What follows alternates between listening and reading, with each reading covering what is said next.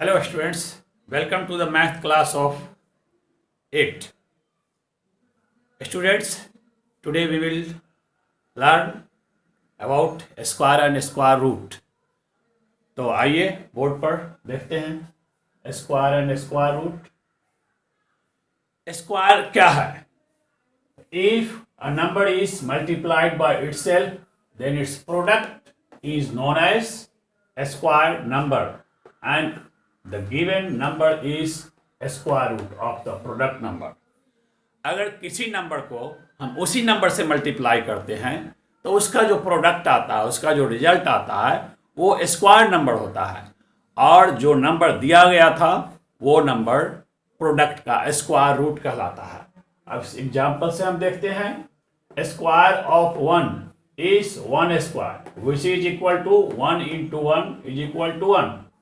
Square of 2 means 2 square मतलब 2 into 2 is equal to 4.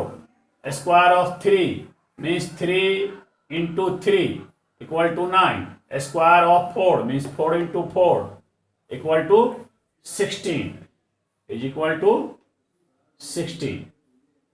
तो हम देखते हैं कि किसी नंबर को हम उसी नंबर से मल्टीप्लाई करते हैं और रिजल्ट जो आया यह स्क्वायर नंबर है और जो गिवन नंबर है वो स्क्वायर रूट नंबर है.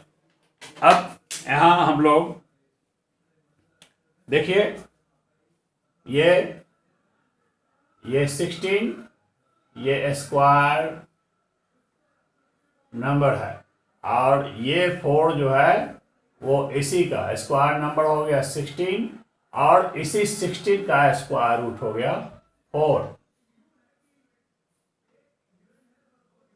Square root is equal to 4 हो गया. अब परफेक्ट स्क्वायर नंबर के बारे में हम जानते हैं कि परफेक्ट स्क्वायर नंबर क्या है. तो देखिए परफेक्ट स्क्वायर नंबर, ऐसे हमने नंबर लिखा है 1 2 3 4 5 एंड सो ऑन. अब 1 का अगर हम फैक्टर करते हैं तो 1 into 1 आता है, इसलिए 1 परफेक्ट स्क्वायर नंबर है. 2 का कोई फैक्टर नहीं होता है, 3 का कोई फैक्टर नहीं होता है. 4 को फैक्टराइज करते हैं तो 2 into 2 आता है, इसलिए 4 स्क्वायर रूट है क्योंकि 2 into 2 इज इक्वल टू 4. 5 का कोई प्रोडक्ट नहीं होता है. 6 का अगर फैक्टर हम देखते हैं तो 2 into 3 होता है, इसमें दोनों सेम नहीं है, इक्वल नहीं है, इसलिए ये स्क्वायर नंबर नहीं है. 7 का कोई नहीं होता है फैक्टर. 8 का फैक्टर 2 into 2 into 2 ये भी स्क्वायर नहीं है क्योंकि सिर्फ दो ही नंबर का प्रोडक्ट 8 नहीं है. 9 3 and 3 का प्रोडक्ट है, इसलिए ये स्क्वायर नंबर है. इसी प्रकार आगे 16 4 का स्क्वायर है. 25 जो है 5 का स्क्वायर नंबर है. 36 6 का स्क्वायर नंबर है. 49 7 का स्क्वायर नंबर है. तो ये ऊपर वाला जो नंबर है परफेक्ट स्क्वायर नंबर है और नीचे जो नंबर है वह इसका एक नंबर जो है वह स्क्वायर नंबर है. अब हम कैसे पहचानेंगे कि कोई गिवन नंबर जो है वह परफेक्ट स्क्वायर है या नहीं? तो इसको जानने के लिए आइए आते हैं बोर्ड के दूसरी तरफ. तो हम इसमें देखते हैं how to check perfect square number. Perfect square number को कैसे चेक करें, इसके लिए हमने एक एग्जांपल लिया है. चेक 1764 इज परफेक्ट स्क्वायर और नॉट. और अगर ये परफेक्ट स्क्वायर है तो किस नंबर का परफेक्ट स्क्वायर है?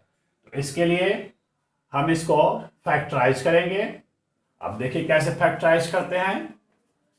ये नंबर है 1764, ये 2 से डिविजिबल है, 2 से डिविजिबल है तो 2 8 जा 16, फिर 2 8 जा 16, 2 2 जा 4, फिर ये 2 से डिविजिबल है 4 4 1.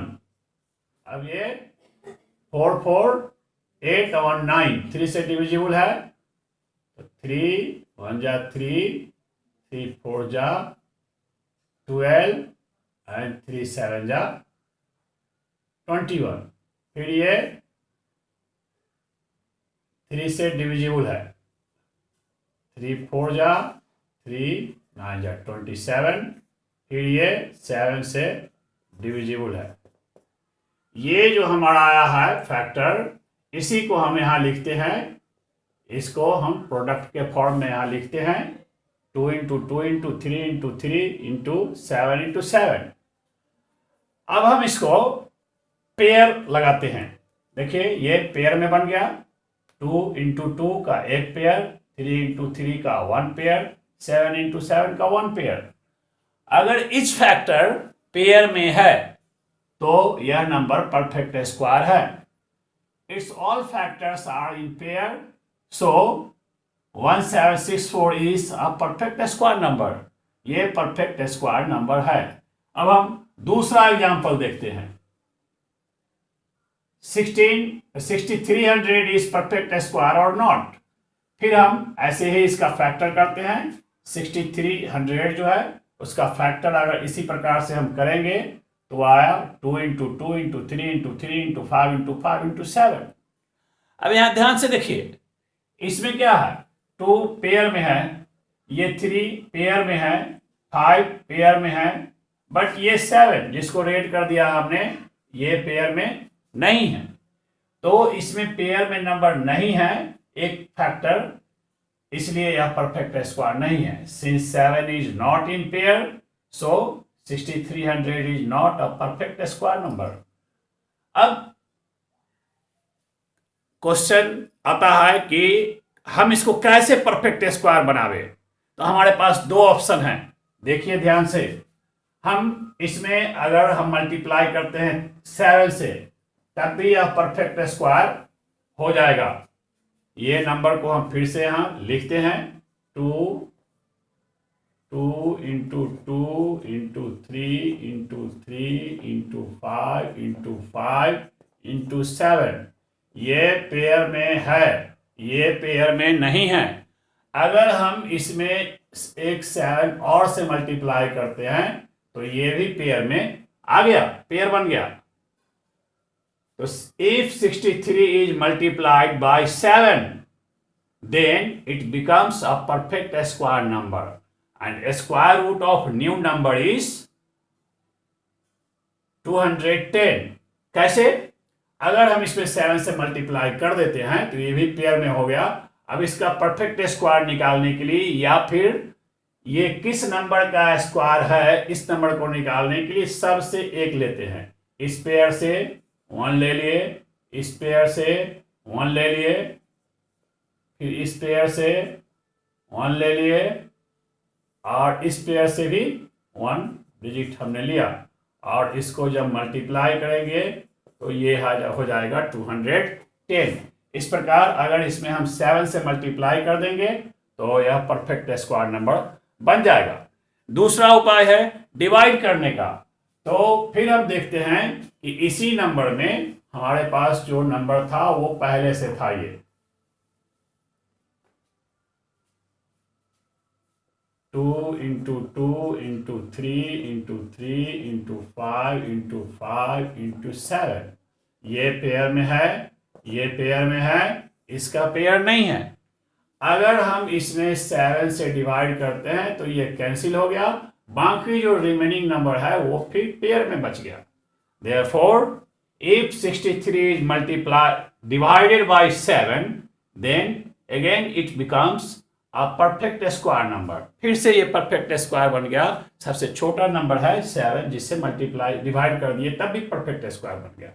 अब जो परफेक्ट स्क्वायर नंबर है वह किसका परफेक्ट स्क्वायर है, उसके लिए फिर हम क्या करेंगे, इस पेयर से एक 2 ले लेंगे, इस पेयर से एक 2 ले लेंगे, और इस पेयर से एक 5 ले लेंगे, और ये कैंसिल हो चुका है आफ्टर डिवीजन।